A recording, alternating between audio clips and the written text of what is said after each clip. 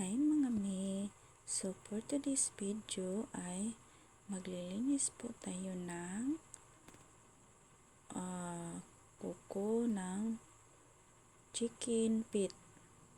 Tanggalan po natin ang kuko mga lods. Pinakuluan ko na po yan. So ngayon tatanggalan ko na ng kuko. Ayan, tanggalan po ng kuko.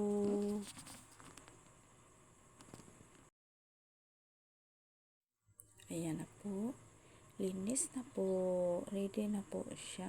Lutuin. So, hugasan na lang po natin. So, mag-ready na po tayo dito ng mga lamas. Ayan po.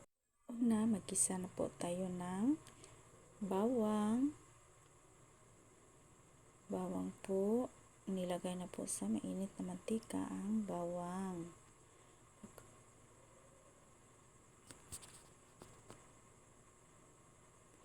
Tapos ay ang sibuyas.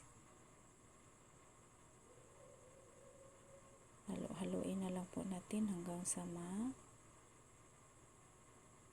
medyo mamula-mula na po yung yung sibuyas at bawang. At isunod na rin natin dyan ang luya. Kailangan lagyan din natin ng luya para matanggal yung lansa, mga guys.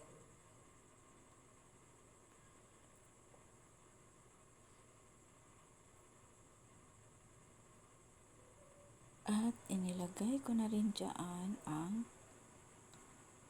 chicken feet. Maglagay na rin tayo dyan ng 3 kutsara na vinegar. Saka maglagay na rin tayo dito ng 3 kutsara din na toyo. Meron na rin yan dyan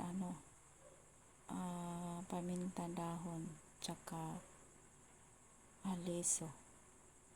Yan po. Haluin na lang po natin.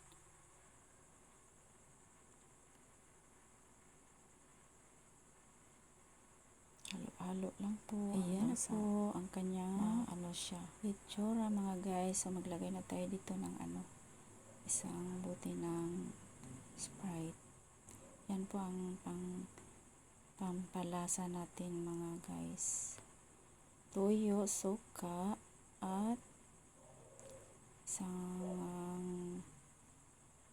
bote ng Sprite. Yan lang po ang pangtimpla natin mga guys. Ayan na po guys. Maglagay na po tayo dito ng oyster sauce. Yan po ang oyster sauce na ginamit ko mga guys. Yan isang lang po. Isang pakete lang po na oyster sauce.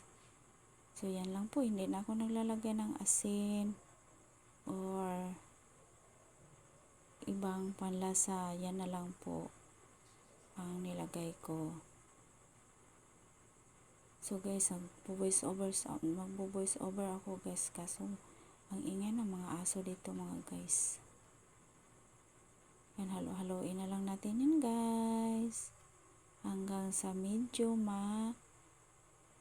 matanggal-tanggal yung yung sabaw.